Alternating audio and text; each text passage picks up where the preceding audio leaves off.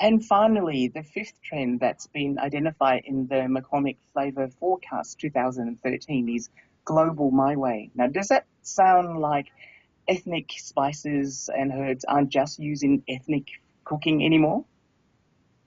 That's exactly what it is. And you know what I love about this trend? We've talked about sort of ethnic and the evolution of ethnic over the past several reports because it's such important. And we finally evolved and are evolving to the point where you've got a global pantry in your cupboards at home now, and people aren't just using Thai ingredients for Thai cooking, but they're pulling in all the ingredients that they love and they've learned how to use by either learning how to cook Thai or Vietnamese or authentic Mexican, and they're incorporating them into other dishes. You're seeing a lot of the cross culture um, recipe applications, and you're just seeing people being comfortable, which I think is fantastic. I mean, they've gone on these culinary adventures, and now they're just confidently cooking with these ingredients in the kitchen, which is fantastic. One of the pairings that we had here was a pairing of cajeta, so a nice thick goat's milk caramel, looks fantastic, and aniseed. You've got that nice licorice pop. Mm. Really, when you think of these, you go directly to kind of sweet applications. I can bake with this, I can use this as a filling. But what we loved about this pairing is we were easily able to take it into the savory world as well. Mexican cuisine around the world isn't, in the U.S., there's tons of Mexican cuisine, there's tons of Mexican influence.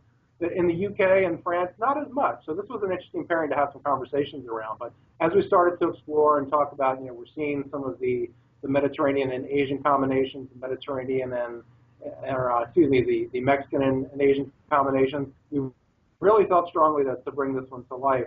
So this was, sort of a Mexican-inspired ingredient, but we started thinking, where else? And the Vietnamese caramel pork is a great example of how you can use cajeta in that. So instead of making your own caramel to make a Vietnamese-style pork pot, you actually take a little shortcut by using the cajeta, and all of a sudden we did a sweet and savory pork tenderloin stir fry that was inspired by a Vietnamese caramel pork, but also using a Mexican ingredient, and it's just dynamite. It's absolutely fantastic. So really, just a unique perspective on people's comfort level with ethnic ingredients and how they're weaving it into so many different recipes. Now, Our next Kevin, is that recipe available? The one that the you just talked about? the sweet and savory pork recipe is available. Yep, it's I'm in posting that on Noodlies. yeah. Oh, you should. I mean, flavorforecast.com will have plenty of recipes for you as well. Our final pairing here was Japanese katsu sauce. So you find katsu sauce on Japanese tonkatsu a lot, so breaded pork and whatnot, and then oregano. And this was really kind of an interesting combination. Again, looking at some of the influences that we're seeing in Japanese and Mediterranean. Katsu sauce, think of it as almost a Japanese-style steak sauce. It's got this really rich, robust flavor to it. And Mediterranean, oregano or Mexican oregano has this great, robust herbal quality. This is one of the pairings that I was like, is this going to work? I don't know, but we got in the kitchen and it was dynamite. We did a tamale recipe with katsu and oregano using the Mexican oregano. Out of this world. Who knew? And then another crazy recipe. This is like our crazy recipe pairing. We did a kind of a cross-up between a udon noodle salad and a Greek salad.